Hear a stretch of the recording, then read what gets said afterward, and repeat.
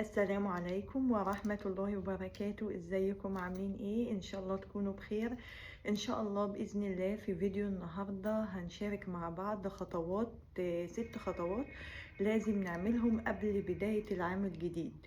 لو انت فعلا عايزة تغيري من نفسك وعايزة تكوني افضل نسخة من نفسك، تابعي الفيديو للآخر عشان تعرفي الخطوات دي. هي بسيطة لكن بتحتاج مننا عزيمة علشان نبدأ فيها ونبدأ السنة الجديدة كده بإذن الله واحنا بادئين في أهدافنا واحدة واحدة، علشان على آخر السنة إن شاء الله بإذن الله نكون حققنا أهدافنا، على الأقل هدف أو 2 من الأهداف اللي احنا حاطينهم. النهاردة هتكلم معاك عن ال6 خطوات دي، وأول خطوة فيها إنك تشوفي إيه اللي حصل معاكي في السنة دي. تراجعي السنة اللي فاتت اللي هي سنة 2025، ايه الحاجات اللي حصلت لك فيها؟ مين هم الناس اللي انت قربت منهم في السنة دي؟ ومين هم الناس اللي انت بعدت عنهم وبعدت عنهم ليه؟ وايه اللي كان بيحصل لك في السنة من مواقف حلوة ومواقف وحشة؟ بصي اقعدي كده افتكري كل حاجة حصلت لك في السنة. شوفي انت ليه ما حققتيش اهدافك وليه ما حققتيش الهدف ده، وايه كان السبب وايه كانت ظروفك. اهم حاجة تشوفي نقط القوة بتاعتك ونقط الضعف. ايه هي كانت نقط القوة بتاعتك في السنة دي وايه هي نقط الضعف، وده كله لازم تكتبيه علشان تكوني شايفاه بعينيكي كده، وبتكوني في نفس الوقت انت حاسة باللي انت بتكتبيه. فيبقى اول خطوة ان احنا نراجع السنة ونشوف الحاجات اللي حصلت لنا، ونشوف مين الناس اللي كانت توكسيك في حياتنا ومين هي الناس اللي كانت بتدعمنا. والاشخاص دول نبقى عارفينهم ونكتبهم، علشان الناس اللي كانت توكسيك في حياتنا هنبعدهم عن حياتنا خالص في السنة الجديدة، ونبدأ نقرب من الناس اللي كانت دايما تقدم لنا الدعم في حياتنا. رقم 2، اختاري الانرجي بتاعتك اللي انت عايزة تعيشي بيها السنة دي. يعني شوفي طاقتك عايزة تكون ايه. عايزة تكوني ناجحة، اكتبي انا عايزة السنة دي اكون ناجحة، اكون رايقة، اكون هادية، اعيش في السنة دي في سكينة، اعيش في رضا.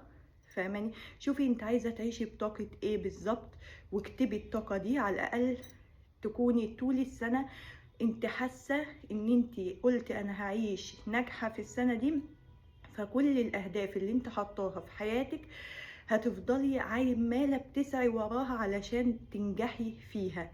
انا مثلا عايزة اكون راضية، فدايما الشعار ده هيكون قدامك، فهتكون كل حاجة بتحصل لك حلوة هتبقي راضية عنها.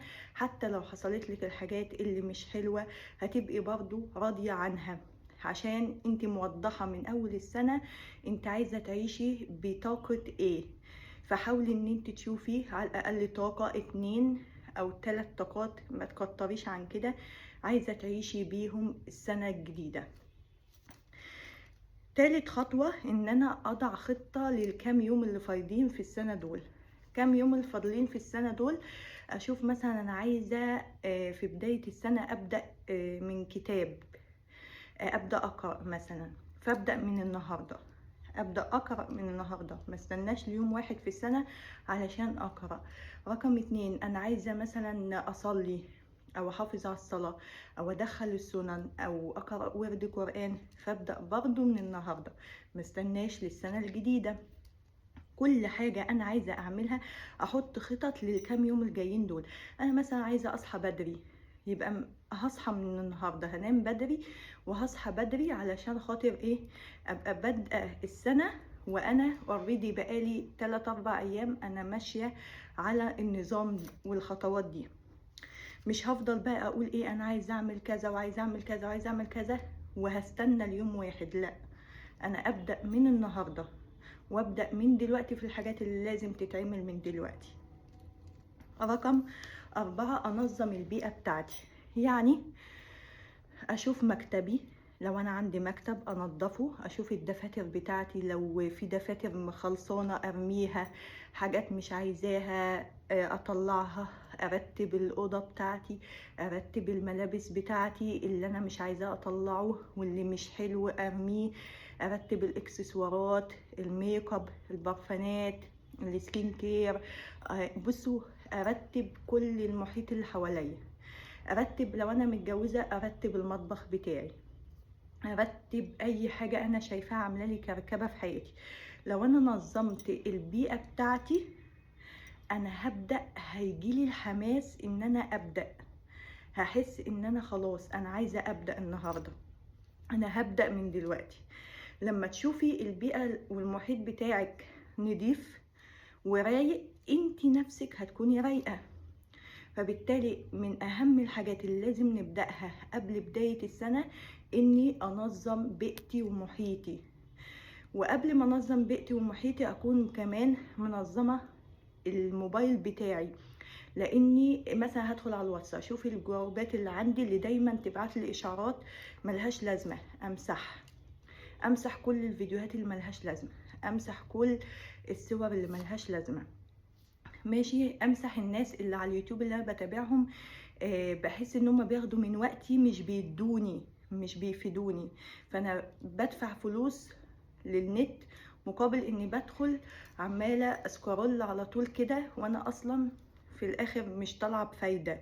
الناس دي كلها الغي المتابعه لو انا متابعاهم، وابدا اتابع ناس بتفيدني، ناس بتضيف لي، ناس بتحسسني ان انا عندي قيمه وانا بتفرج عليهم. الخطوه الخامسه وهو اني اشوف الناس التوكسيك اللي في حياتي واعمل لهم ديتوكس. اي حد في حياتي مؤذي ملوش لازمه بالنسبه لي، مش هكلم معاه تاني، هبعد عنه. مش هنخاصم بس هنبعد، يعني مش هنديله قيمه اكبر من قيمته، مش هنعمل له اهتمام، هيبقى بالنسبه لنا مش موجود، ماشي. كمان اي حاجه بتعمل لي طاقه سلبيه على طول ابدا على طول احذفها من حياتي ايا كانت. انت طبعا الخطوه دي مرتبطه بالخطوه الاولى، اللي لما تيجي تراجعي السنه وهتشوفي ايه الحاجات اللي كانت بتعملك طاقه سلبيه في حياتك، فبالتالي انا هتخلى عن ده، انا هسيب ده في حياتي، انا هزود علاقتي بده اكتر، انا هقلل علاقتي بده.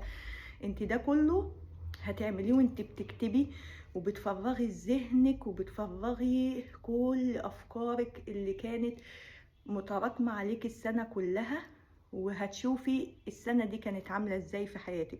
ان شاء الله باذن الله هتسترجعي الذكريات اول ما تبداي كده تمسكي الورقه والقلم وتفتكري من بدايه السنه اللي فاتت لحد النهارده، هتعرفي تجيبي كل اللي في ذهنك ان شاء الله. اخر خطوه وهي الخطوه السادسه. الخطوه السادسه ان اهتم بنفسي من جوه، واهتم كمان من نفسي من بره. من جوه يعني انضف قلبي، اخليه نضيف، يعني ابدا اقرب من ربنا سبحانه وتعالى، لان قربك من ربنا هو ده اللي بينضف قلبك، هو ده اللي بيبدا يمسح قلبك باستيكه من ذنوب، من غيره، من حقد، من مقارنات، من كل ده يبدا قلبك تنضفيه بالقرب من الله عز وجل. تبداي تشوفي ايه الحاجات العبادات اللي ربنا امرنا بيها، وتبداي تقربي من ربنا سبحانه وتعالى، فيبدا قلبك ينضف خطوه خطوه، واحده واحده ان شاء الله باذن الله. فيبقى من اهدافك السنه دي ان اول هدف تسعيله هو انك تقربي نفسك من ربنا سبحانه وتعالى، وان يكون دينك هو الاول والاخير.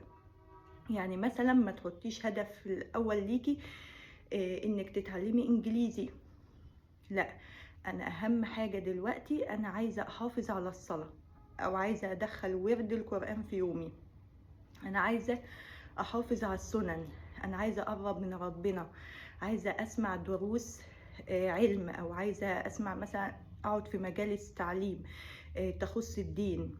فانت ده يكون من اولوياتك، ودي اول هدف تحطيه. وبعد كده تقولي انا عايزه اتعلم كذا، انا مثلا عايزه من اهدافي اني اخس، عايزه من اهدافي اني يبقى معايا فلوس، او اني اشتغل في كذا.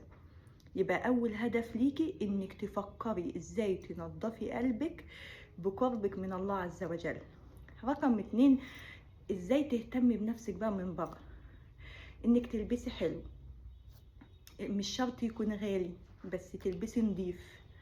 ريحتك مش ما تحطيش برفان وانت خارجه، لان البرفيوم حرام. لكن ازاي لبسك يكون نضيف وريحته حلوه. ما تلبسيش لبس مش نضيف، ما تلبسيش لبس رخيص قوي وتبين انه هلاهيل لابساها. اهتمي بنفسك، لان منظرك بيخلي اللي قدامك يعرف انت واثقه من نفسك ولا لا، ويعرف انت واحده اليجنت ولا واحده اوفر ولا واحده بسيطه قوي ولا واحده ايه بالظبط. فيبقى لبسك من اهم الحاجات اللي في حياتك. ازاي تختاري اللبس بتاعك، الواناته، خامته، ازاي تنسقي اللبس بتاعك. كمان اهتمي ببشرتك، اهتمي بشعرك، اهتمي بجسمك. حاولي تدخلي من اهدافك، لو انت مثلا ما بتعمليش سكين كير لبشرتك او ما بتهتميش بنفسك، ابدأي دخلي من اهدافك انك تهتمي بنفسك. كمان من اهدافك انك تهتمي بعقلك، لان كلامك بيخلي اللي قدامك يعرف انت مين، او انت شخصيتك عامله ازاي، او انت قيمتك ايه. لان كل ما هتقرأي كتير وتتعلمي كتير، عقلك هينضج اكتر، وكلامك وده هيظهر على كلامك انت. وكمان قلبك لما يكون نضيف من جوه هيظهر على لسانك. وبالتالي من مهم قوي ان احنا نهتم بقلوبنا وبعقولنا، علشان ده هيظهر على لساننا وهيظهر علينا من بره. حبيت اشارك معاكم الخطوات دي بفضل ربنا. انا بدأت فيها من فترة وعملتها وفرقت معايا، وعلشان كده انا حبيت ان انا اشاركها معاكم، واتمنى تكونوا استفدتوا من الفيديو. ولو انت مش مشتركة اشتركي في القناة، علشان ان شاء الله باذن الله انزل فيديوهات تانية كتير ونشارك بعض في حاجات تانية كتير. واعملي لايك، ولو الفيديو ده حاسه انه هينفع حد من صحابك او اختك او اي حد اعملي له شير. واسيبكم في حفظ الله، مع السلامه.